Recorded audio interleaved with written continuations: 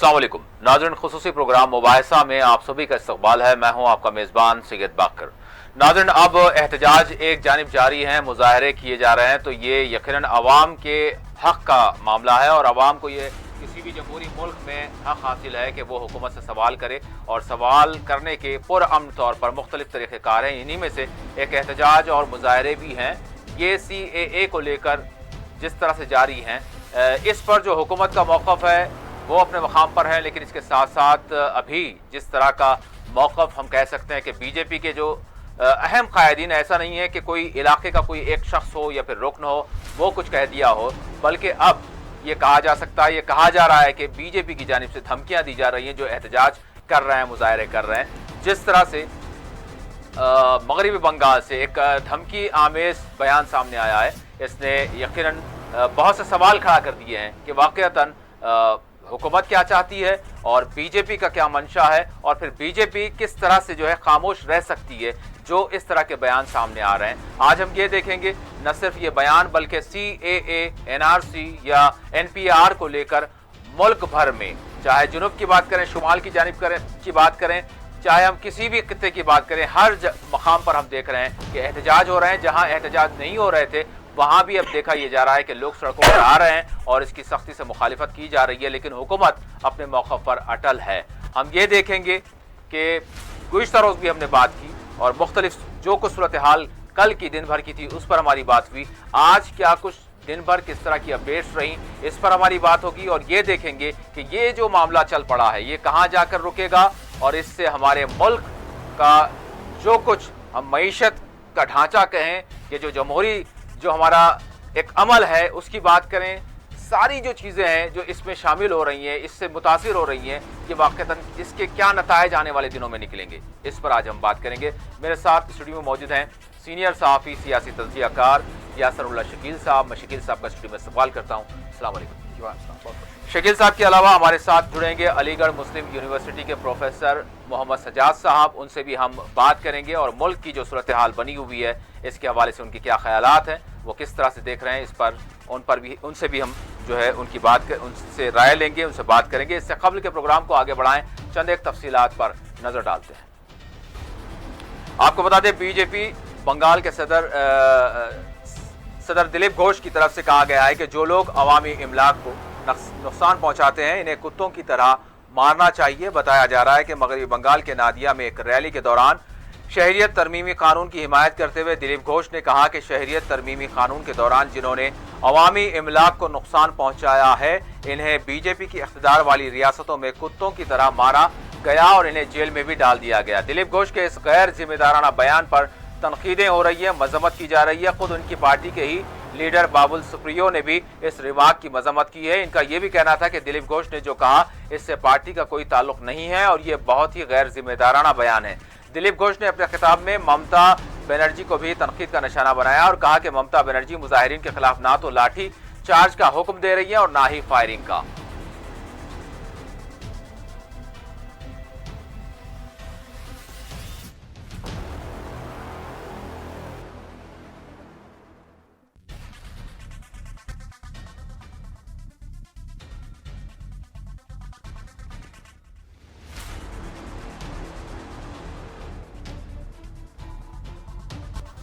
और मगरबी बंगाल की वज़ीर आला ममता बनर्जी ने बंगाल बीजेपी के रियासती सदर दिलीप घोष के मुतनाज़ा रिमार्क पर शदीद बरहमी जाहिर करते हुए कहा कि बंगाल रियासत और उत्तर प्रदेश में फ़र्क पाया जाता है। याद रहे कि दिलीप घोष ने शहरियत तरमीमी कानून के मुजाहिरीन की तरफ से सरकारी इमलाक को नुकसान पहुंचाए जाने पर कहा था कि इन मुजाहिरीन को कुत्तों की तरह हलाक कर दिया जाना चाहिए।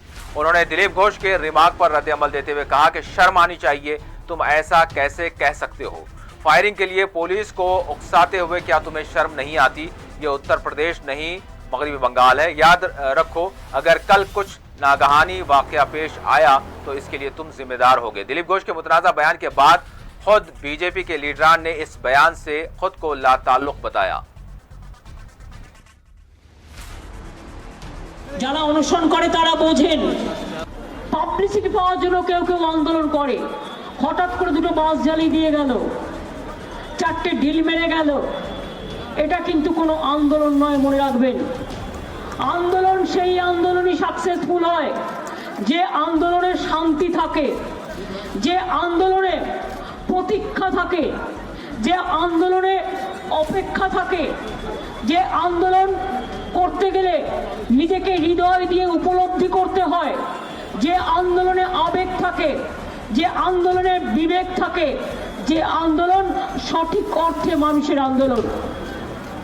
ইদানিং আমি লক্ষ্য করছি কেউ কেউ দুটো ঝান্ডা নিয়ে চলে আসছেন, দুটো গালিগালাজ করছেন। লক্ষাধিক কলেজ হবে এবং ইউনিভার্সিটিও যদি আমার রাজ্যে প্রায় 43 থেকে 45টা থাকে এবং সেটা তাও আমি এগ্রিকালচারাল ইউনিভার্সিটি অ্যাড করিনি, অন্য ইউনিভার্সিটি অ্যানিম্যাল হাজব্যান্ডারি যে ইউনিভার্সিটি সেগুলো আমি অ্যাড করিনি, সব অ্যাড করলে ভারতবর্ষের বুকে অন্তত মিনিমাম। और कम्युनिस्ट पार्टी ऑफ इंडिया की लीडर सुभाषनी अली ने बीजेपी लीडर दिलीप घोष के मुतनाज़ा बयान पर रद्द-ए-अमल देते हुए कहा है कि दिलीप घोष के बयान को मामूली न समझा जाए। दिलीप घोष मगरबी बंगाल के बीजेपी सदर हैं। सुभाषनी अली ने कहा कि दिलीप घोष के बयान ने हमें हिला कर रख दिया है। उत्तर प्रदेश में मुजाहिरीन को कुत्तों की तरह मारने के रिमार्क को सुभाषनी अली ने इंतहाई बर्बर और काबिल मजम्मत करार दिया। दिलीप घोष जी का जो स्टेटमेंट आया है बंगाल से, उसको हमें समझना होगा। वो कोई मामूली भाजपा के नेता नहीं, वो वहाँ के प्रदेश अध्यक्ष हैं और सांसद भी हैं, वो राष्ट्रीय नेता भी हैं भाजपा के। और कल उन्होंने जो कहा उससे तो मतलब हम लोग सब हिल गए उनकी बात से। एक तो उन्होंने कहा है कि ममता बनर्जी को भी बहुत सख्ती के साथ वहाँ पर प्रदर्शनकारियों से पेश आना चाहिए जो सीएए का विरोध कर रहे हैं। और कहते कहते उन्होंने इस बात पर गर्व का इजहार किया है, गर्व व्यक्त किया है कि उनकी जो सरकारें हैं, जैसे कि उत्तर प्रदेश में भाजपा की सरकार, उन्होंने प्रदर्शनकारियों को कुत्तों की तरह गोलियों से मार करके उनकी हत्या की है। अपने आप में ये बहुत ही बर्बर बयान है, लेकिन हमें ये भी संदर्भ लेना होगा कि उत्तर प्रदेश का प्रशासन, सरकार और डीजीपी अब तक ये कहते रहे हैं कि उनकी तरफ से एक भी गोली नहीं चली है। केवल जो सुलेमान मरा बिजनौर में, उसके बारे में उन्होंने कहा है कि पुलिस की गोली से वो मरा, और इसीलिए उन्होंने लखौर के 2 नौजवानों को छोड़ करके बाकी किसी का भी पोस्टमार्टम रिपोर्ट नहीं दिया है, किसी को भी मुआवजा देने की घोषणा नहीं की है।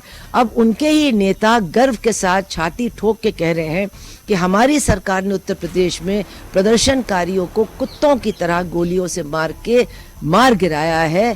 तो अब हमारी मांग है कि इस मामले में उत्तर प्रदेश की सरकार के ऊपर सख्ती से, जो इलाहाबाद हाई कोर्ट ऑलरेडी उनको नोटिस दे चुकी है, उनसे जवाब मांगे और जो लोग मारे गए हैं उनको मुआवजा मिले, जिन लोगों को घायल किया है उनको भी मुआवजा मिले। और एमआईएम के सदर बैरिस्टर असदुद्दीन ओवैसी ने कहा कि एनसीआर और एनपीआर एक ही सिक्के के 2 रुख हैं। एनपीआर हो तो एनआरसी भी कराया जाएगा। बैरिस्टर ओवैसी ने तेलंगाना के मेदक जिले में सीएए एनआरसी मुखालिफ रैली से खिताब करते हुए कहा कि सीएए दस्तूर हिंद के मुखालिफ है। उन्होंने कहा कि मोदी हुकूमत ये कहकर अवाम को गुमराह कर रही है कि कांग्रेस के दौरे हुकूमत में एनपीआर हुआ था। सदर मजलिस ने कहा कि कांग्रेस ने एनपीआर मश्क जरूर कराई थी, लेकिन उस वक्त की हुकूमत ने अवाम से दस्तावेजात नहीं पूछे थे। रूल्स एक ही है, एनपीआर अगर होगा तो एनआरसी होगा। एक सिक्के के 2 रुख है। और क्या है एनपीआर? मैं आपको इस बात को बताना जरूरी समझता हूं। एनपीआर क्या है कि एनपीआर यह है कि नेशनल पॉपुलेशन रजिस्टर है, और हर एक गवर्नमेंट का एक मुलाजिम आपके घर को आएगा और आकर आपसे पूछेगा कि आपके वालिद और वालदा कहां पैदा हुए, उनकी डेट ऑफ बर्थ क्या है, तारीख पैदाइश क्या है। फिर आपके पास आधार कार्ड है तो लाइए, ड्राइविंग लाइसेंस है तो लाइए, EPIC card, electoral identity card है तो लाइए, और बताइए आप। उसके बाद वो चला जाएगा, और जाने के बाद एक तहसीलदार से लोअर लेवल का ऑफिशियल लिख देगा कि इशरत अली डाउटफुल सिटीजन है मेदक के, इशरत अली डाउटफुल सिटीजन है। वो तहसीलदार से नीचे का ऑफिसर इशरत अली को बोलेगा कि तुम्हारे पास क्या डॉक्यूमेंट है कि तुम डाउटफुल सिटीजन नहीं हो। इशरत अली जाकर उस तहसीलदार के नीचे के ऑफिसर से पूछेंगे कि किस बुनियाद पर तुमने मुझे डाउटफुल लिखा, तो ऑफिसर बोलेगा मेरी मर्जी।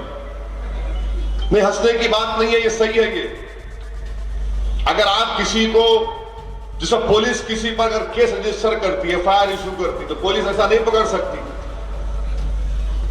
एफआईआर इशू करके पुलिस बोलती है सेक्शन है तुम्हारे पे 144 और 147, 148 जो भी है। यहां पर ऐसा नहीं है। यहां पर वो तहसीलदार से कम ऑफिसर इशरत अली तुम डाउटफुल सिटीजन है। इशरत अली को ये सवाल करने का भी अपने में कैसा तुम इस पर अराइव करे, कैसा तुमने इस बात को कह दिया कि मैं डाउटफुल सिटीजन हूं, कोई लिखावा नहीं। अब इशरत अली शुरू, कागजात लेके जाके दिखाना, डेट ऑफ बर्थ दिखाना, माँ बाप की डेट ऑफ बर्थ दिखाना, कागजात दिखाना। मुतमईन हुआ ठीक है, अगर नहीं मुतमईन हुआ उसके बाद एक लिस्ट लगेगी मेदक में, और उस लिस्ट में अगर इशरत अली का और मौलाना जमील का नाम आया तो कोई भी संघ परिवार के लोग जाकर ये कहेंगे ऑफिसर से कि इशरत अली और मौलाना जमील का नाम पर हमको ऑब्जेक्शन है। ऑब्जेक्शन पर फिर नोटिस आपको कि बताओ आप भारत के शहरी है या नहीं। ये हुआ है आसाम में। क्या हुआ था आसाम में? 19 लाख के नाम अभी जिक्र किया हम नहीं आए, तो वहां पर एक वकील का नाम के साथ कह रहा हूं, उस वकील का नाम अमान वदूद है। उस वकील ने मुझसे कहा, जलसे में कहा कि मेरे बहन और बहन भाई का नाम आ गया। जब लिस्ट लगी तो संघ परिवार के लोगों ने जाकर एक 5 साल के बच्चे के बारे में ऑब्जेक्शन डाला कि नहीं, हमको इसके नाम के इंक्लूजन पर ऑब्जेक्शन है। माँ बाप का नाम आ गया, 5 साल के बच्चे का नाम नहीं आया। ये कानून है, एनपीआर एनआरसी ये है। नाज़रीन, अलीगढ़ मुस्लिम यूनिवर्सिटी के प्रोफेसर मोहम्मद सज्जाद साहब, जिस तरह से मैंने अपने इब्तिदाइया में बताया, वो भी हमारे साथ जुड़ चुके हैं। सज्जाद साहब, अस्सलाम वालेकुम।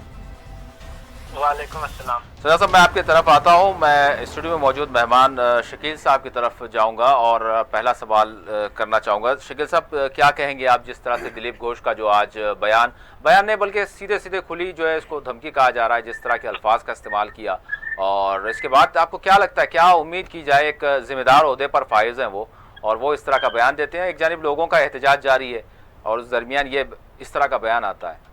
बहुत बहुत शुक्रिया बकर साहब। सबसे पहले अगर मैं दिलीप घोष से पहले अगर मैं बात करूं उत्तर प्रदेश के वज़ीर आला योगी आदित्यनाथ साहब, जी खुले तौर पर उन्होंने बदले की बात कही थी। और आपको भी पता है कि जिस तरह से उत्तर प्रदेश में एहतजाज हुआ था, फिर उसके बाद जब पुरतशद्दुद वाक़यात पेश आए थे, उसी के तनाजुर में एक रियासत का वज़ीर आला ये कहता है कि बदला लिया जाएगा। तो ये अल्फाज बदले के, अगर एक वज़ीर आला के मुंह से ये अल्फाज निकलते हैं तो आप ये दिलीप घोष से क्या तवक्को रख सकते हैं, बताइए। ऐसे दिलीप घोष के अलावा दूसरे कई कायदीन हैं जो गालियां दे रहे हैं और एहतजाजियों को गालियां दे रहे हैं, और उसकी आड़ में सीधे सीधे, मैं तो कहता हूं कि सीधे सीधे, मैं कोई बात छुपा के नहीं करूंगा, सीधे सीधे मुसलमानों को गालियां दी जा रही हैं, चाहे वो दिलीप घोष हो या फिर बाद में कई सोशल मीडिया पर हमने वीडियोस देखे हैं जिसके ऊपर कहा जा रहा है कि तुम्हारे 2 ही स्थान, एक कब्रिस्तान दूसरा पाकिस्तान, ऐसे कई ऐसे नारे दे रहे हैं। और साथ ही साथ अगर जैसा कि आपने कहा कि एक बड़ी पार्टी, हुक्मरान पार्टी, उसका लीडर दिलीप घोष जो कि बीजेपी बंगाल का सदर है, वो ये कहता है कि कुत्तों की तरह इन्हें मारना चाहिए, तो बताइए कि वो किसकी तरफ इशारा कर रहा है। और कोई दो राय नहीं है कि मैं ये कहूँगा कि किसी और को कह रहा है। जो भी एहतजाज कौन कर रहे हैं, चलिए बिलालिहाज मज़हब मिल्लत ये एहतजाज हो रहा है, लेकिन जिस तरह के अल्फाज इस्तेमाल किए जा रहे हैं, जैसा कि आपने भी कहा कि ये बेशक हम इसे धमकी के तौर पर ही लेते हैं। अब उत्तर प्रदेश के रियासत का वजीर आला इस तरह के बदले की बात करता है, तो दूसरे लीडर्स के साथ हम क्या तवक्को कर सकते हैं? अभी दूसरे लीडर्स भी आएंगे आहिस्ता आहिस्ता, सब लोग अपना अपना जलवा दिखाएंगे। वो भी हमें देखना होगा कि किस कदर जहर इनके जहन में और इनके सीनों में भरा हुआ है। ये पूरा ज़मन जहर अब तो जुबान पे आ रहा है। अब देखिए कि आगे आगे क्या होगा। और एक बात मैं कहता हूँ, एक मुख्तसर सी बात मैं कहता हूँ, पुलिस का रवैया जो भी रहा है, जाने के बीजेपी की रियासतों की जो बात की, जैसा कि खुद दिलीप घोष ने एतराफ कर लिया इस बात का कि हमारी जो रियासत थी उत्तर प्रदेश, वहां पर कुत्तों की तरह मारा गया। तो अब ये बात तय हो गई है कि जिस तरह की बीजेपी की रियासतें हैं वहां पर, चाहे वो मंगलुरु हो या फिर उत्तर प्रदेश हो, दिलीप घोष के मुताबिक उनका ये कहना है कि वहां पर उनकी पुलिस ने किस तरह की कार्रवाई की। जी। अब ये बात किसी के लिए शक नहीं होना चाहिए, किसी के दिमाग में कोई तरह का वसवसा या शुबहात नहीं होने चाहिए कि वो गलती से फायरिंग हुई, ये नहीं हुई। खुद दिलीप घोष इसके गवाह है कि उन्होंने कह दिया कि यहाँ पर कुत्तों की तरह उन्हें मारा गया, वो भी हमारी रियासतों में, ये बात कह दी। और एक बात साहब, एक छोटी सी बात, हैदराबाद के अंदर एहतजाज होता है, मुझे नहीं पता कि यहाँ की पुलिस क्या उत्तर प्रदेश की तकलीद कर रही है, क्या यहाँ की पुलिस मंगलुरु की तकलीद कर रही है। और मैंने देखा कि गुज़िश्ता रोज एक जगह पर मुजाहरा होता है, एहतजाज होता है, खवातीन वहां पर, बुरखापोश खवातीन है, बिला लिहाज मज़हब मिल्लत गैर मुस्लिम बहनें भी वहां पर मौजूद हैं, वो भी एहतजाज में शामिल हैं, लेकिन पुलिस वहां पर आ जाती है, उन्हें वहां से उठाया जाता है, नाशाइस्ता कलिमात उनके साथ इस्तेमाल किए जाते हैं। तो बताइए कि क्या यहाँ की पुलिस क्या उत्तर प्रदेश की तकलीद कर रही है? क्या यहाँ की पुलिस उत्तर प्रदेश की तकलीद करेगी? हम तो बड़ा इतराते हैं, हम तो बड़ा बोलते फिरते हैं, हमारे कमिश्नर पुलिस साहब तीनों जोन के कहते हैं कि ये तो फ्रेंडली पुलिस है, फ्रेंडली पुलिस है। ये नारा दे देकर आप क्या बताना चाहते हैं कि हम उत्तर प्रदेश की पुलिस से पीछे नहीं है? और एक बात, यहाँ पर एक IPS ओहदेदार, जिस दिन हैदराबाद में तिरंगा मार्च हुआ था, लोग पुरअमन तौर पर वापिस हो रहे थे अपने अपने घरों को, कुछ नौजवान हाथों में तिरंगा लिए थे, कोई जाफरानी भगवा या लाठी या चड्डी पहनकर नहीं थे वो लोग, उनके हाथों में तिरंगा था, वो तिरंगा थाम कर आगे बढ़ रहे थे। एक IPS ओहदेदार अपनी गाड़ी में से उतरता है और उन बच्चों को मारने पीटने लगता है। तो बताइए कि उनकी गलती क्या थी? ये तो वजाहत होनी चाहिए थी ना। कोई अगर, चलिए कोई तशद्दुद हो रहा है, मान लेते हैं कि कंट्रोल करने के लिए वहां पर लाठीचार्ज किया गया हो, सिर्फ वही साहब मौसूक में जिसका जिक्र कर रहा हूं, कोई दूसरा पुलिस कांस्टेबल साथ है उसके, उस जुलूस के साथ दूसरे पुलिस मुलाजमीन भी साथ होते हैं, वो लोग खामोश रहते हैं। मगर हमारे IPS ओहदेदार जिनका एक रुतबा होता है, मैं कांस्टेबल से, होमगार्ड से इसकी तवक्की कर सकता हूँ कि वो उतर कर मारने लगेगा, लेकिन एक IPS ओहदेदार की तो यार मैं समझता हूँ कि तुम इज्जत तो रखे होते, निकल कर तुम उसको, बच्चों को मारने लगते हो। तो मुझे एक वसवसा, एक शुबा मेरे दिल में ये उठ रहा है कि क्या हैदराबाद की पुलिस भी उत्तर प्रदेश की और मंगलुरु की तकलीद कर रही है? इस तरह मारा पीटा जाएगा? क्या आप कल के दिन कुछ वजीर आला जो कहते हैं उत्तर प्रदेश के लोग ये कहने लगेंगे कि किस तरह से यहाँ के बदला लिया जाएगा? तो मैं समझता हूँ कि ये जिम्मेदारी होती है यहाँ के वजीर दाखिला की, यहाँ के वजीर आला की जिम्मेदारी होती है कि पुलिस को अपने हुदूद तजाविज करने ना दें, क्योंकि कहीं ऐसा ना हो कि इनकी गलतियों की वजह से आपकी हुकूमत की नेकनामी मुतासिर हो। क्योंकि जिस तरह का हमने देखा है तिरंगा मार्च के दिन एक IPS ओहदेदार को पीटते हुए, और हमने देखा है गुज़िश्ता रात जो वाक़या हुआ है डोली चौकी के पास, जिस तरह से खवातीन के साथ बदतमीजी की गई, मैं समझता हूं कि इससे सिर्फ और सिर्फ हुकूमत की नेकनामी मुतासिर होंगी। और ये जवाबदार बनाइए आप पुलिस को कि ये किसके कहने पर ऐसा सब कुछ हो रहा है, क्या बदले की भावना यहाँ पर भी जाग रही है, ये भी आवाम जानना चाहते हैं। वाकई ये किस तरह के बदले की बात है, या फिर किस तरह की हुकूमती इंतजामात हैं, या फिर अहकामात हैं, या फिर पुलिस का रोल है? जिस तरह से आपने एक IPS ओहदेदार की बात की, सजाद साहब मैं आपसे जानना चाहूँगा, गुज़िश्ता रोज़ हमने अपने प्रोग्राम में एक ऐसे ही रिटायर्ड IPS ओहदेदार से बात की, आप भी जानते हैं, सारा हिंदुस्तान जानता है, SR दारापुरी साहब को। उन्होंने जो कल हमारे प्रोग्राम में तकरीबन 50 मिनट्स उन्होंने मुकम्मल तौर पर एक्सक्लूसिव सारा क्या कुछ उनके साथ किया गया, एक रिटायर्ड IPS ओहदेदार जिसने अपनी ज़िंदगी का एक बड़ा वक्त मुल्क की खिदमत में उसने जो है दे दिए, उसके साथ किस तरह से बदतमीजी की गई, उसको किस तरह से गिरफ्तार किया गया और उनको किस तरह से जेल में रखा गया, और किस तरह से जो प्रोसेसिंग होती है उसमें झूठ और खलत मलत काम किए गए और किस तरह से उनको तकलीफ दी गई, ये उन्होंने कल सारे हमारे प्रोग्राम में जो है अपनी आप बीती सुनाई। तो मैं आपसे जानना चाहूँगा, उसके साथ साथ आज हम देखते हैं तो ये जो धमकी आमेज बयानात सामने आ रहे हैं, सजा साहब यकीनन आप एक मुदर्रिस हैं, आप बेहतर जानते हैं, और जो समाजी जो ताना बाना होता है उस पर गहरी नजर रखते हैं, आप तलबा को पढ़ाते हैं। आप, मैं जानना चाहूंगा ये किस तरह का माहौल है, क्या कह रहा है ये माहौल? देखिए, ये ऐसा है कि नफरत फैलाने वाले और नफरत और वायलेंस, तशद्दुद की बात करने वालों के लिए वोट का एक माहौल तैयार कर दिया गया है, और इसलिए कुछ लोगों को ऐसा लगता है कि इस तरह की बातें जब करेंगे तो उनका वोट बढ़ेगा, वो न्यूज मेकिंग में आएंगे और उनकी पॉलिटिकल CV बिल्डअप होगी। लेकिन यहाँ पे जमहूरियत की बका के लिए ये जरूरी है कि सुओ मोटो सुप्रीम कोर्ट को इसका कॉग्निजेंस लेना चाहिए था यूपी में जिसका जिक्र अभी हमारे जो प्रीवियस जो को पैनलिस्ट हैं वो बता रहे थे, शकील साहब जी, तो उसमें देखिए जुडिशियरी को सुओ मोटो कॉग्निजेंस लेना चाहिए और बंगाल के जिस नेता ने किया है उस पर भी कार्रवाई होनी चाहिए।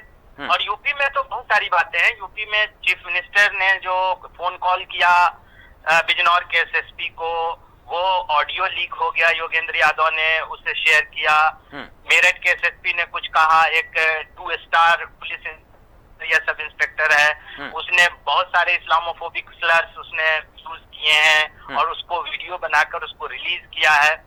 इन तमाम लोगों पर जब कोई कार्रवाई ही नहीं होगी, जुडिशियरी इसको सुओ मोटो कॉग्निजेंस नहीं ले रही है, तो यानी कि जमहूरियत की बका के लिए शायद वो भी फिक्रमंद नहीं है। ये बहुत खतरनाक बात है।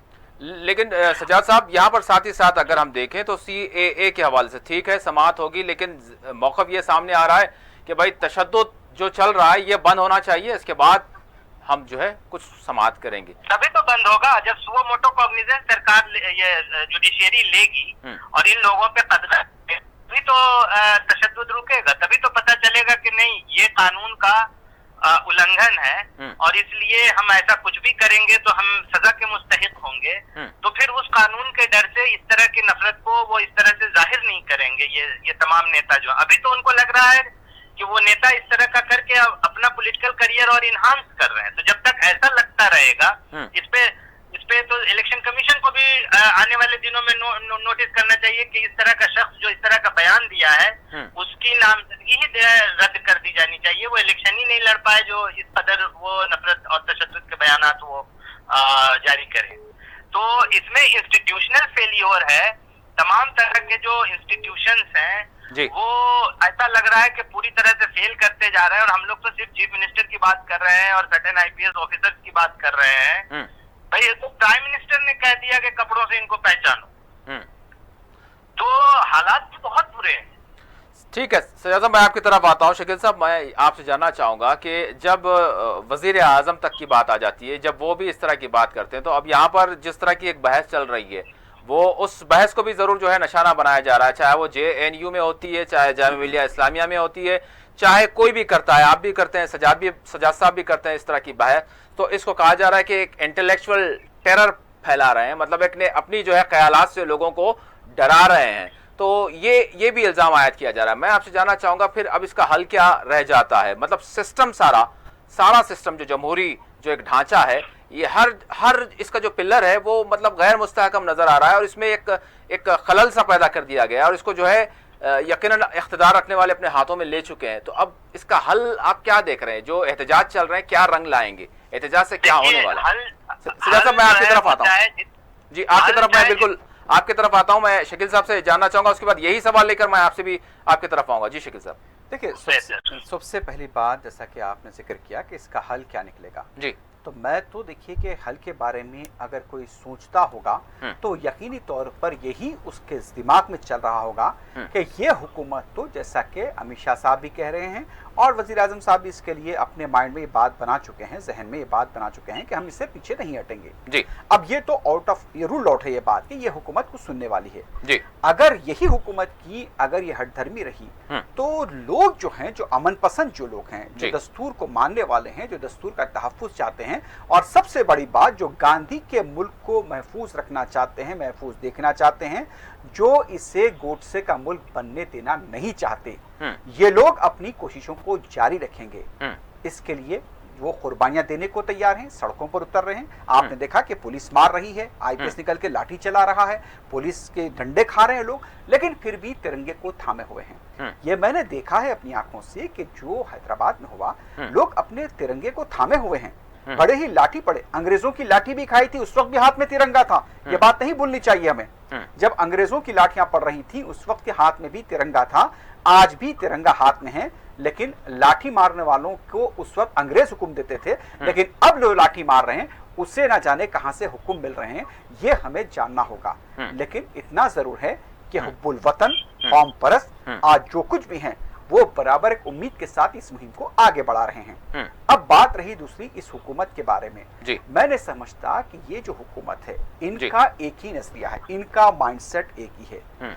जो इनकी हिमायत में बोलेगा वो कौम परस्त है, जो इनके खिलाफ बोलेगा अगर वो मुसलमान है तो वो दहशतगर्द कहलाएगा, अगर कोई शहर में रहने वाले कुछ एक्टिविस्ट हों या जहदकार हों तो उन्हें अर्बन नक्सल का नाम दिया जाएगा। तो अब ये तो उनका माइंडसेट बन चुका है कि भाई मुसलमान अगर कुछ भी बोलेगा तो उसको दहशतगर्द कर दो, पाकिस्तान का एजेंट बना दो, ISI बना दो, दाइश बना दो, कुछ भी बना दो, आप इन्हें इसी तरह का लेबल लगाएंगे क्योंकि आप चाहते ही नहीं कि आप इनके साथ जिस तरह का सलूक रखना चाहते हैं या तो आप इन्हें गाली देंगे या तो आप इन्हें लाठी से पिटवाएंगे, नहीं तो फिर अगर कोई इनके हक में आबाद करने के लिए आगे आता है तो आप जामे मिलिया कराएंगे, आप अलीगढ़ करा देंगे, आप JNU करा देंगे। तो ये वाक़े हैं, अब हिंदुस्तान में हो रहे हैं, लोग इसका मुकाबला कर रहे हैं। सलाम करता हूं मैं JNU की तालिबा को और उस सदर को जो कि मुकाबला कर रही है अपने साथियों के साथ। मैं सलाम करता हूं जामे मिलिया के बच्चों को कि वो आज मुकाबला कर रहे हैं ऐसी साजिशों का।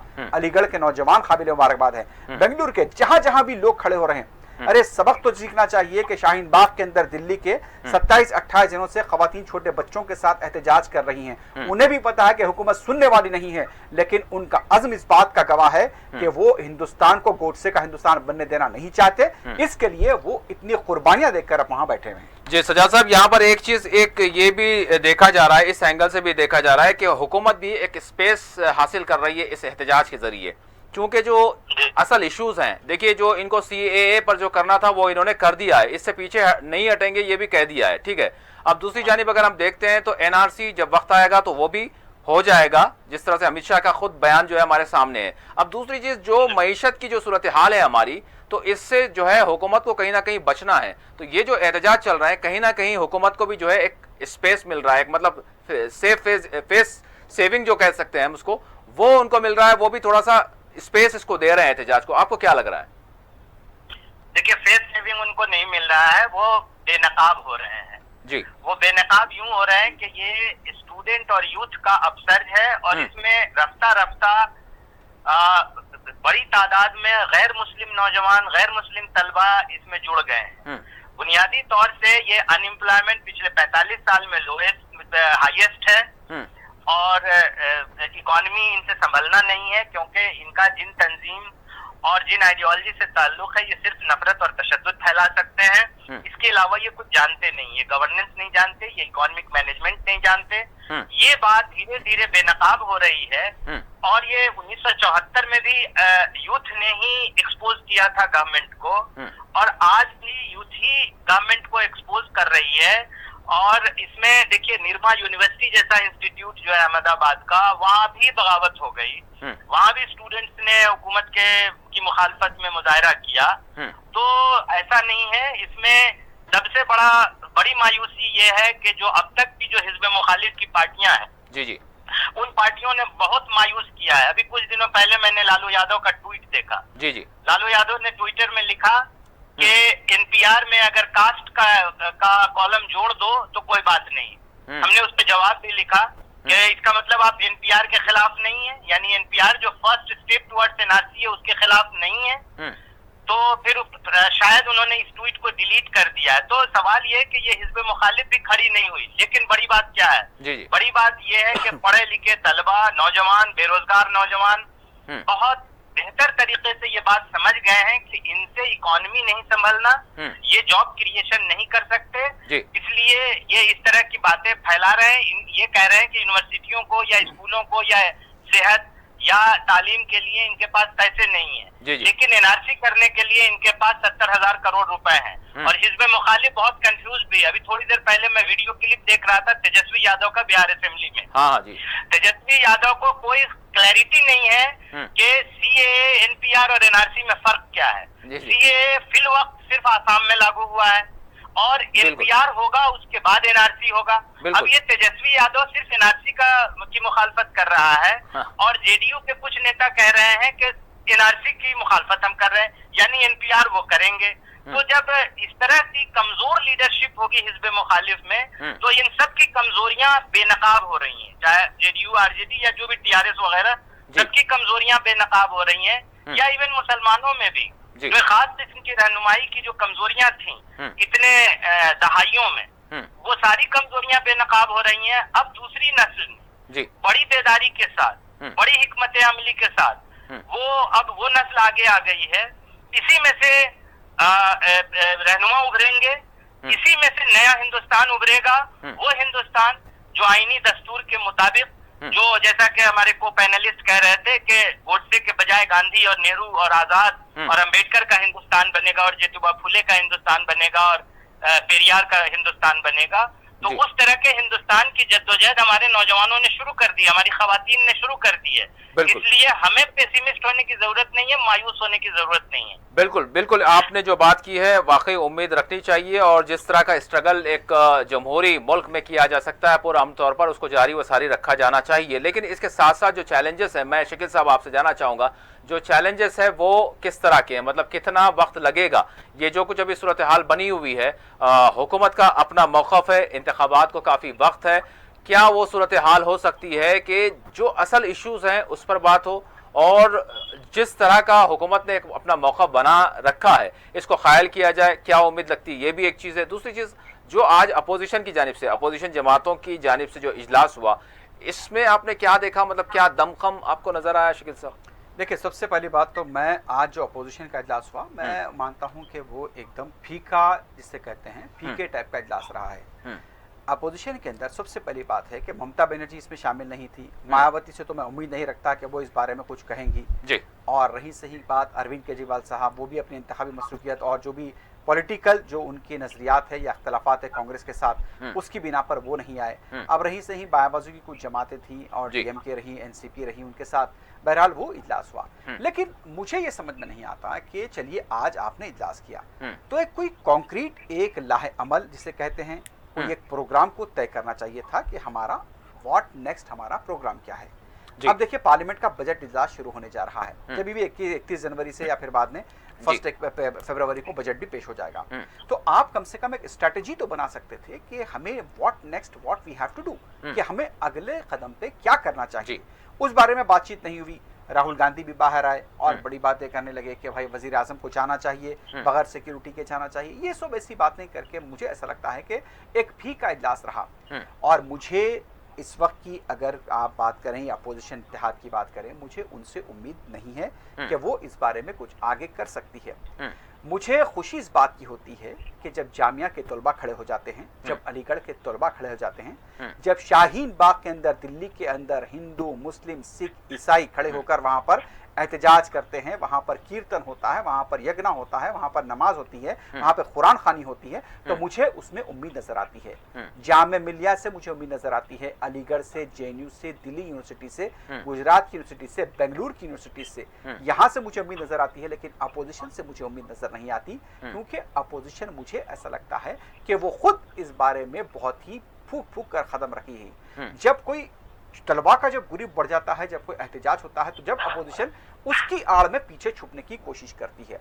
अभी भी मैं ये कहता हूं कि अपोजिशन में वो दमखम नहीं है कि वो इस तरह से आगे बढ़ सके, लेकिन जरूर कि मुल्क के नौजवानों पे हमें भरोसा है। वैसे भी आपने जैसा कि कहा कि इसका नतीजा क्या निकलेगा जी। ये हुकूमत जो बदले की बात करती है, ये हुकूमत के लोग ये कहते हैं कि कुत्तों की तरह मारना चाहिए जी। तो आप समझते हैं कि लोग इस एहतजाज को यहाँ पर खत्म होने देंगे? रोज कुछ ना कोई हवा खड़ा किया जाएगा, कोई एक यूनिवर्सिटी में हमला होगा, कहीं पर कोई नकाबपोश जाके हमला कर देगा, कहीं फिसाद करा दिया जाएगा। इस पूरे मामले के अंदर ये मामला दबने वाला नहीं है। लेकिन इसके साथ साथ मैं समझता हूँ कि जितना कि तुम दबाने की इस तहरीक को कोशिश कर रहे हो, ये उतना उभरती जाएगी और मुल्क के नौजवान, चाहे वो किसी भी तबके से ताल्लुक रखने वाला हो, वो अपने रोजगार के लिए, अपने मुल्क को बचाने के लिए जरूर जिद्दोजहद करेगा। अब ये जो दौर है, ये जैसा कि कहा जाता है कि वो दौर तुम्हारा था, ये दौर हमारा है। अब ये नौजवान आगे बढ़ेंगे और मुझे उम्मीद उन्हीं से है, इस मुल्क के नौजवानों से उम्मीद है कि वो इस तहरीक को आगे लेकर जाएंगे। सजा साहब, तहरीक के हवाले से मैं जानना चाहूँगा, देखिए तहरीक तो एक होती है जो वाकई आगे बढ़ती है और उसका एक मकसद होता है और वो हुकूमत से सवाल करती है बहरकैफ। लेकिन यहाँ पर अगर हम देखें, जो करंट सिचुएशन है, जो रियलिटी है, वो ये है कि जो इंतखाबात में हिस्सा लेता है वही जीतता है या फिर हारता है। तो अब ये जो तहरीकें चल रही हैं, ठीक है, तहरीक है, एक दबाव है, एक प्रेशर है हुकूमत पर या फिर अपोजिशन पर भी, लेकिन इसके साथ साथ जो इलेक्शन का प्रोसेस है, तो हमने देखा 2014 में एक लहर थी, उसके बाद फिर 5 वर्षों तक जो कुछ हुआ, इसको हुकूमत को जो है निशाना बनाया गया कि आपकी ये नाकामियां रही। लेकिन 2019 में क्या हुआ? तो सवाल यहाँ पर यह है कि जो इलेक्शन होता है, इलेक्शन का जो प्रोसेस होता है वो काफ़ी अहमियत रखता है। तो आपको क्या लगता है ये जो तहरीकें हैं, अवामी तहरीकें, तलबा की तहरीकें, या इनकी जद्दोजहद क्या रंग ला सकती है, ये जो चल रहा है सब कुछ? देखिए, ये रंग लाएगी और ये बहुत अच्छी बात है। पहले मैं सोचता था कि अभी ये अभी जो तहरीक उठी है और इलेक्शन बहुत दूर है तो परेशानी होगी, लेकिन मैंने आफ्टर थॉट उस पर दिया जी।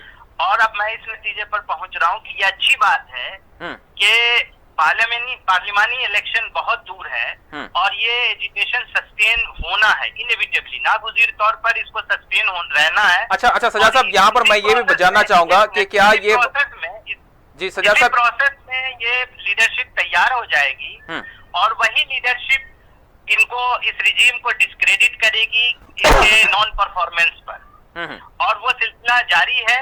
यही नौजवान, यही बेदार तबका, यही खवातीन, ये आदिवासियों को, दूसरे दबे कुचले तबकों को, दलितों को ये बताएंगे कि डॉक्यूमेंटेशन का प्रॉब्लम इनकी प्रॉब्लम है, इनके अपने वालिदैन के बर्थ सर्टिफिकेट वगैरह का न होना इनकी प्रॉब्लम है। ये इनको उस प्रोसेस में काफी तकलीफ से गुजरना पड़ेगा और धीरे धीरे रफ्ता रफ्ता ये तमाम आबादियां समझना शुरू कर चुकी हैं कि ये परेशानी सिर्फ मुसलमानों की नहीं है, गैर मुस्लिमों की भी उतनी ही बड़ी परेशानी है।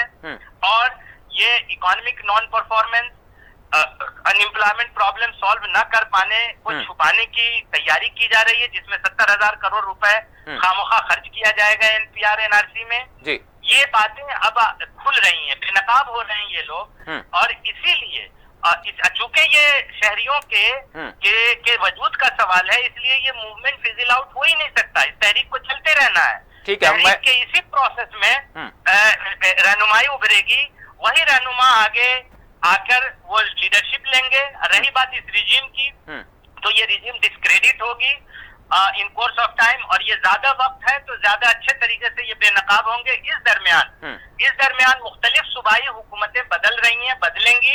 इस वजह से कॉर्पोरेट फंडिंग जो इलेक्शन में मिल जाती है बीजेपी को, जी, वो फंडिंग धीरे धीरे इनकी कमजोर पड़ेगी और उस कमजोरी का भी असर बीजेपी पर पड़ेगा और उसका खातिर खा फायदा फिर उन अपोजिशन पार्टीज को होगा जो मुख्तलिफ सूबाओं में अपनी हुकूमतें बनाने में रफ्ता रफ्ता कामयाब हो रहे हैं जी। लिहाजा मैं एक बार फिर कहता हूं कि हमें मायूस होने के बजाय हमें पुरुम्मीद होना चाहिए।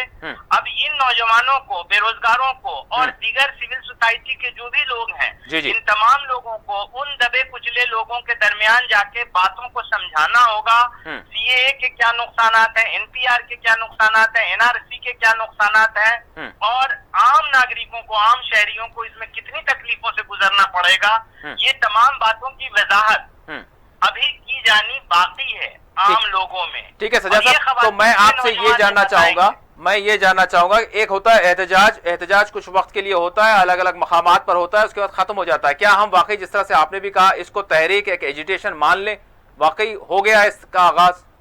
इसको बिल्कुल मानना ही होगा, क्योंकि जिस दिन तहरीक मरेगी उस दिन शहरियत लूज करेंगे लोग।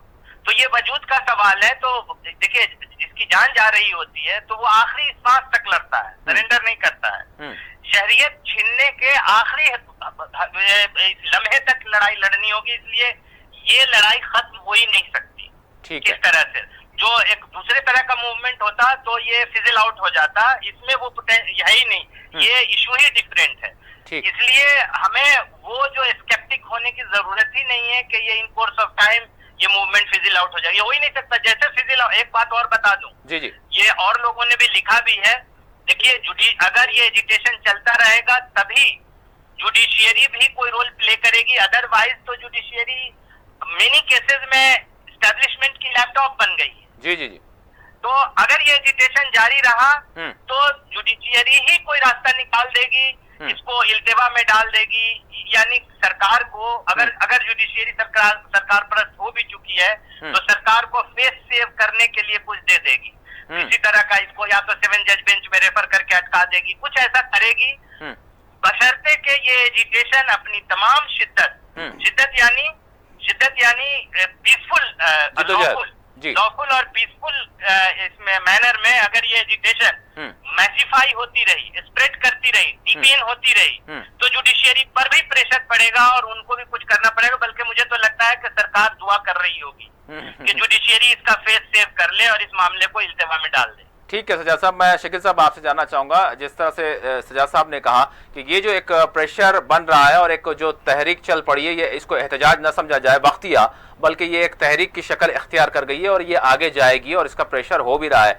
तो इसके साथ साथ जिस तरह से हमने अपोजिशन की बात की, अब यहाँ पर ये भी है कि कौमी जो पार्टियां हैं वो तो अपने मकाम पर हैं, वो देख रही हैं किस तरह लोगों में जो है एक बरहमी पाई जाती है और वो सड़कों पर हैं। इसी के साथ साथ अगर हम रियासती जो रीजनल जो पार्टीज हैं या फिर जो पॉलिटिकल पावर्स हैं हम कह सकते हैं, वो भी इस चीज़ को देख रहे हैं, उनका क्या मौक़िफ़ हो सकता है, उन पर ये क्या प्रेशर जो है इसका हो सकता है, आप क्या कहेंगे आने वाले दिनों में? देखिए, सबसे पहली बात, आज मैंने नीतीश कुमार को असेंबली में उन्होंने जो बयान दिया मैंने वो सुना है। वाज़े तौर पर कहा कि बिहार में एनआरसी का सवाल ही पैदा नहीं होता जी। अब उनके पास कितना दमखम है, वो क्या कर सकते हैं, ये तो आने वाला वक्त बताएगा। रहे वो तो बीजेपी के साथ खड़े हैं। अब वो जब ये बात करते हैं कि एनआरसी नहीं होगा, तो पता नहीं कि उनके खौल फैल में किस तरह भरोसा किया जाए, क्योंकि बीजेपी के साथ जितने लोग खड़े हैं ना तो उनके ऊपर भरोसा है ना तो उनके साथियों पे भरोसा है किसी को जी। और कभी भी ये लोग पलटी मार सकते हैं, क्योंकि हालिया वाकया जो आए थे, पार्लियामेंट के अंदर बयान देके भी लोग झूठ बोल देते हैं, इस तरह की बातें होती रही हैं। तो उसके ऊपर केरला के अंदर असेंबली के अंदर चलिए करारदाद मंजूर हुई है, वहां की हुकूमत अगर मैं सोचूं कि कुछ देर के लिए कि शायद संजीदा हो सकती है, लेकिन फिर भी मरकज की तरफ से कानून मंजूर किया गया है जी। अब उसको इम्प्लीमेंट करने के लिए मरकज एड़ी चोटी का जोर लगाएगी, चाहे उसके लिए क्या क्या इक़दाम होंगे वो तो आने वाला वक्त बताएगा जी। लेकिन मुझे अभी भी, जैसा कि अगर मैं तहरीक की बात करता हूँ, तो ये जो तहरीक है यकीनी तौर पर ये एहतजाज से शुरू हुई। इस बात को सभी मानते हैं कि ये जो तहरीक थी जो एहतजाज से शुरू हुई, और मैं इस प्रोग्राम के जरिए मैं बराबर उस लफ्ज को भी दोहराना चाहूंगा कि जब 9 दिसंबर के दिन जब लोकसभा में इसके ऊपर बहस हो रहे थे और वहां पर जिस तरह से हंगामा आ रही थी, टेंस माहौल जिसका था, असद अवैसी साहब ने कॉपी फाड़ दी वहां पर उठा के बिल की जी। उसके बाद जैदपुर यूनिवर्सिटी की एक तालिबा भी वहां पर कॉपी फाड़ देती है। अब वहां से लोगों में वहां पर एक तरह का एक तहरीक की शक्ल में ये चीज बढ़ती गई है और इसको अपनी पूरे मुल्क के अंदर इसको लिपेट में लिया है जी। और अब मुझे इस बात को लेकर एक इत्मीनान इस बात से आता है कि ये जो तहरीक है, आपने देखा कि आज अपोजिशन का इजलास हो या तेजस्वी का बयान लीजिए, अखिलेश का बयान लीजिए, मायावती को लीजिए, बड़े बड़े जितने भी लीडर हैं, ये जो तहरीक अब इस वक्त जो चल रही है नौजवानों के हाथ में मैं देख रहा हूँ जी। मुझे ऐसा लगता है कि नौजवानों के हाथ में ये तहरीक है, चाहे वो किसी भी तरह से आने दो। कोई लोग एक अगर मैं आज के हालात में मैं देख रहा हूं कि अगर एक 4 खवातीन खड़े होकर अगर शहरियत तरमीमी कानून की मुखालिफत में नारे लगाते हैं तो उनके साथ आधे घंटे के अंदर 300-400 लोग जमा हो रहे हैं। तो बताइए कि ये जो तहरीक है अब सबके दिलों में घुस चुकी है और दिमागों पर सवार हो चुकी है, क्योंकि हर कोई यही चाहता है कि एक खौफ का एहसास उनमें है और वो खौफ का एहसास यही है कि क्या होने वाला है कल, इस बात को लेकर उनमें खौफ है। लेकिन मैं नाउम्मीद नहीं हूं, जैसा कि कहते हैं कि अगर ये मिट्टी नम है तो बहुत जरखेज है साकी, कुछ ये बात करते हैं। तो उम्मीद तो है मुझे, मुल्क के नौजवानों से उम्मीद है, क्योंकि मैं समझता हूं कि तहरीक नौजवानों के हाथ में है और तलबा के हाथ में है। तो इस बारे में मैं समझता हूं कि यहाँ पर सौदेबाजी धांधली नहीं होगी, कि दयानतदारी के साथ नौजवान आगे बढ़ेंगे। और अल्हम्दुलिल्लाह मैं ये समझता हूं कि अगर शाहीन बाग ने एक तहरीक को एक जहद दी है, एक रोशनी दिखाई है, तो हैदराबाद में भी ये लोग आ रहे हैं। और जो तहरीक की इब्तिदा मैं समझता हूं कि मेरी नज़र में जिस तरह से असद अवैसी साहब ने शुरू की थी, वो तहरीक बढ़ती जा रही है, फैलती जा रही है, और उम्मीद तो मैं नौजवानों पर है कि नौजवान इसे बराबर आगे ले जाएंगे। सजा साहब, मैं जानना चाहूँगा कि अक्सर और बेशतर हमने देखा है कि बाज़ तहरीकें जो है, और इस हवाले से भी ये ज़रूर कहा जा रहा है कि हाईजैक की जाती हैं या फिर उसको जो है उसके जो मकसद से हटाने के लिए कुछ ऐसे उसको चैलेंजेस का सामना होता है। तो क्या आपको लगता है जब से ये एहतजाज शुरू हुए तब से ऐसी कोशिश की गई या कोशिश की जा सकती है जिसके जरिए इसको रोका जा सके, तोड़ा जा सके? नहीं, इसमें आप इसमें नेचर देखिए, यहाँ तो सीधे सीधे वजूद का सवाल है, उसमें कोई कॉम्प्रोमाइज हो ही नहीं सकता जी। इसलिए हाईजैक करने की कोई भी कोशिश नागुज़ीर तौर पर नाकाम रहनी है। इसलिए इस सिलसिले में तो बिल्कुल परेशान ना हो जी जी। हाँ, ये जरूरी है कि नौजवान, खवातीन ज्यादा से ज्यादा लोगों में जाएं और ज्यादा से ज्यादा मुख्तलिफ किस्म की आबादियों से इस तहरीक को जोड़ें और बताएं कि इस एनपीआर एनआरसी में उन तमाम लोगों की को क्या क्या परेशानियां आएंगी, ये बताया जाना बहुत जरूरी है। और इसी प्रोसेस में इकोनॉमिक फेलियर और गवर्नेंस की जो फेलियर है गवर्नमेंट की, वह एक्सपोज होती जाएगी और कन्विंस होते जाएंगे लोग, और लोग जुड़ते जा रहे हैं। देखिए, बीजेपी के पास अब तक की जो ताकत और साथ साथ वो कमजोरी भी है उसकी एक तरह से, वही ताकत भी रही है। वो इरफान सिद्दीकी का एक शेर है कि जब हरीफ है मेरा मेरे ही साथ डूब गया मेरे सफीने को गरकाब देखने के लिए। तो उनके पास इस तरह के ही लोग रह गए हैं कि मुसलमान की अगर दो आंखें फोड़ने के लिए उस तरह के हिंदू की एक आंख भी फूट जाए तो कोई बेजा नहीं है, तो वो अपनी एक आंख फोड़वाने वाले लगे हुए हैं। तो ये तादाद तो घटनी है ना। ये जो अंधापन है, ये जो बददिमागी है, ये एक लिमिट को पहुंच चुकी है और अब इसका जवाल होना है, इसका उतार होना है, इसका रिसेशन होना है और आगे सिर्फ उम्मीद ही उम्मीद है। जरूर हम भी यही चाहेंगे, सभी यही चाह रहे हैं कि जो इस वक्त अफरा तफरी या बेचैनी का माहौल है ये खत्म हो और कोई एक राह निकले। लेकिन फिलहाल जो सूरत हाल है, मैं शकील साहब आपसे जानना चाहूँगा, साथ ही साथ मुल्क के जो हालात हैं, मुल्क में जो जिस तरह की एक तहरीक चल रही है, हुकूमत अपने मकाम पर अटल है फिलहाल। कल के हवाले से ज़रूर जो सेक्युलर जहन रखने वाले हैं, जो मुल्क को बचाना चाहते हैं, दस्तूर को बचाना चाहते हैं, वो एक उम्मीद लिए हुए हैं अभी भी।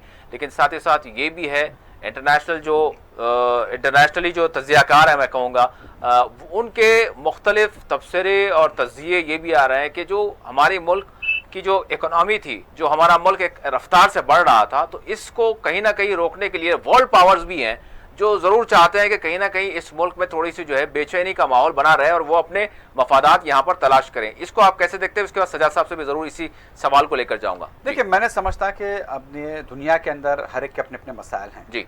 अब चीन का कुछ अलग मसला होगा, अमेरिका अपने मसाइल में उलझा हुआ है जी, मशरिक़ वस्ता के हालात अपने अपनी जगह पर हैं। तो मैंने समझता कि उसे इस कदर इतनी दिलचस्पी होगी कि यहाँ के हालात को आकर इनकी इकोनॉमी को करने के लिए, ये तो जो कुछ यहाँ पर हुआ है, ये जो आपने नोटबंदी को लगाया, जीएसटी का मामला आया, जिस तरह की आपकी पॉलिसियाँ रही हैं, ये आपका किया धरा है सब। मैं नहीं समझता कि इसके लिए मैं किसी दूसरे को, मेरी फितरत शायद बीजेपी की तरह नहीं है कि हर चीज़ का जो भी है मैं अपना ठिकरा दूसरों पे फोड़ डालूं। ये ऐसी बात मैं नहीं करना चाहूँगा कि आप अपनी गलतियों की वजह से अपनी मईशत को इस दहाने पर लेकर आए हैं, इस पस्तहाली की तरफ लेकर चले गए हैं। मुझे इसके लिए मैं नहीं समझता कि दूसरों को किसी को दोष देना इसके लिए मुनासिब रहेगा, क्योंकि उनके अपने मसाइल हैं। अगर आपके पास, अगर आप ये बात करते थे कि आप $50 ट्रिलियन की इकोनॉमी की बात करते थे, तो आपको उसी अंदाज में आपको मुल्क को ले जाना चाहिए था। लेकिन मुझे ऐसा लगता है कि हालिया चंद दिनों के दौरान आपको इंतखाबात जीतने का भूत सवार हो गया। आपने कभी मईशत की परवाह नहीं की जी। आप मंदिर, मस्जिद, कब्रिस्तान, शमशान, ईद, दिवाली, इसके ऊपर आप उलझे रहे जी। आपने मुल्क की मईशत को सुधारने की कोशिश नहीं की।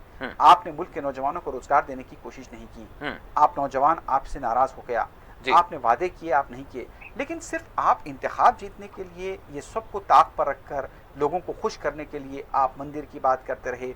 आपने 3 तलाक लाया, लोगों ने बर्दाश्त किया। आपने 370 हटा दिया, लोगों ने बर्दाश्त कर लिया। फिर अगर कोई उसके बारे में आवाज़ कोई खुलने लगा तो आपने कहा कि नहीं नहीं, ये तो कॉम्प्रेस नहीं है, ये तो मुल्क के गद्दार हैं, ये तो अर्बन नक्सली है। आप इस तरह की बात नहीं करने लगे। तो मुझे ओवरऑल जब मैं असेसमेंट करता हूँ इस गवर्नमेंट का, तो किसी बैरूनी, मतलब मैं नहीं मानता कि बैरूनी इनके खिलाफ साजिश किया होगा, ऐसा कुछ नहीं है।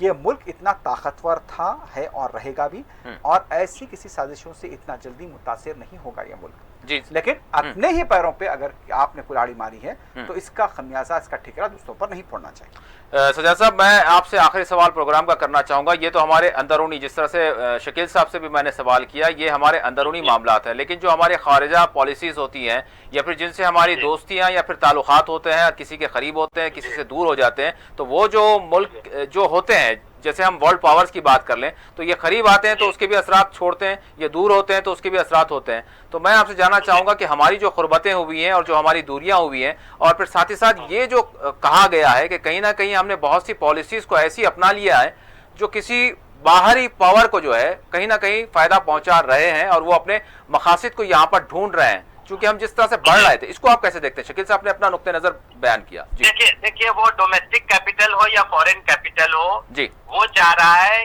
कि यहाँ से इस तरह से लोगों को शहरियत के मसले में उलझाकर इनकी जमीनें छीन लें। लैंड बैंक जो आदिवासी इलाकों में लैंड बैंक बनाया है कॉर्पोरेट को देने के लिए, वो इस तरह का काम करना चाह रहे हैं। लेकिन साथ साथ एक बात और जान लीजिए, हमने लिखा भी है कि ये जो पार्टी है अभी पावर में, इसको नफरत तशद्दुद के अलावा कुछ आता ही नहीं है। इकोनॉमी गवर्नेंस ये जानते ही नहीं है। ये पोलराइज करके इलेक्शंस जीतना जानते हैं।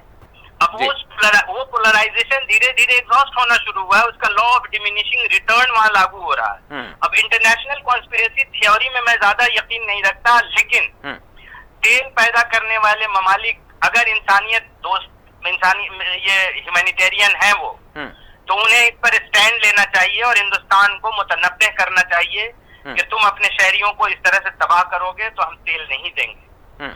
और ये तेल देने वाले कंट्रीज जो ममालिक हैं, उनके हमदर्दान हमारे मुल्क में बहुत ज्यादा है। उन हमदर्दों के भी आंख से पट्टी उतरनी चाहिए और उनके खिलाफ भी एहतजाज होना चाहिए और उनके एम्बेसीज का भी घेराव होना चाहिए कि वो इस पर एक स्टैंड लें, ह्यूमैनिटेरियन स्टैंड लें। इस तरह से वो इतनी बड़ी आबादी को बेघर करके डिटेंशन सेंटर में भेजने की जो तैयारी और साजिश चल रही है, इसके खिलाफ उन्हें भी खड़ा होना चाहिए, यूएनओ को भी खड़ा होना चाहिए और यूएनओ से भी सजा साहब इस तरह की अगर आप बात करेंगे, आजम खान ने भी बात की थी, इस तरह की अगर आप बात करेंगे तो बिल्कुल ये तो जो है कौम मुखालिफ बात हो जाएगी ना। नहीं, कौम मुखालिफ बात बिल्कुल नहीं है। आजम खान ने क्या कहा नहीं कहा, मैं उनका फैन भी नहीं हूँ, बल्कि मैं उनका बहुत क्रिटिक हूँ। आप गूगल कर लीजिएगा। मतलब मेरे वो कोई पसंदीदा रहनुमा नहीं है। मैं गूगल कर लीजिएगा, मैंने उनके खिलाफ लिखा भी है। उन्होंने भी ये जो आज हालात हैं, हालात तक पहुंचाने में उन जैसे लोगों का भी बहुत रोल है। इसलिए ये अगर इस पर्टिकुलर राय पे अगर कोई मुमासलत है तो वो महज इत्तेफाक होगा। हम उनसे ज्यादा वाकिफ नहीं है। ठीक है, लेकिन बहर के आप ही का जो स्टैंड आप ही जो कह रहे हैं, तो इस पर आप ही से सवाल हो जाएगा किस तरह की बात कर रहे हैं आप? नहीं, किस तरह की बात है ही नहीं, ये इंसानियत दोस्ती की बात है। जी। ये ट्रम्प यहाँ जाके बात कर सकते हैं कि ट्रम्प इसमें कुछ कहे, तो दूसरे ममालिक क्यों नहीं कुछ कहेंगे? कहना चाहिए, सभी को कहना चाहिए। दुनिया के सभी ममालिक को कहना चाहिए कि इंसानियत दोस्ती पर बरकरार रहो। जदीद तहजीब जो है वो ह्यूमैनिज्म और टॉलरेंस पर कायम है और हिंदुस्तान की तो पूरी सिविलाइजेशनल हिस्ट्री और उसकी वैल्यू जो है वो ह्यूमैनिज्म, टॉलरेंस और रैशनलिज्म पर है। ठीक। और ये इर्रेशनल पॉलिसी है एनपीआर एनआरसी की पॉलिसी। तो इसलिए इसकी मुखालफत जो है बिल्कुल वजह है, वो जदीद अक़दार के बिल्कुल मुताबिक है, उससे मुताबिकत रखता है। और जो हिंदुस्तान का आईन है, जो कॉन्स्टिट्यूशनल वैल्यूज हैं, उन वैल्यूज के भी ऐन मुताबिक है। और बाकी जो काम हो रहा है वो कॉन्स्टिट्यूशन के खिलाफ हो रहा है, कॉन्स्टिट्यूशन का मर्डर किया जा रहा है। ठीक। तो इसलिए इसमें ऐसी कोई काबिल एतराज बात होनी नहीं चाहिए। ठीक है, बहुत बहुत शुक्रिया सजाद साहब। शकील साहब, मैं दोनों मेहमानों का शुक्रिया अदा करता हूं। नाज़रीन, देखना यही है कि सारी चीज़ें हमारे सामने हैं, हुकूमत के भी सामने है, लेकिन अब कौन अपनी मंजिल क्या तय करता है और इसके असरात हमारे मुल्क पर क्या होंगे, और ये जो सूरत हाल बनी हुई है इसका हल वाक़तन किस तरह से होगा और कितना जल्दी होगा। आम आदमी वाक़तन हम कहेंगे कि बेचैन व बेकरार है। इसी के साथ खुसूसी प्रोग्राम मुबाहिसा अपने अख्तिताम को पहुँचता है। अल्लाह हाफ़िज़।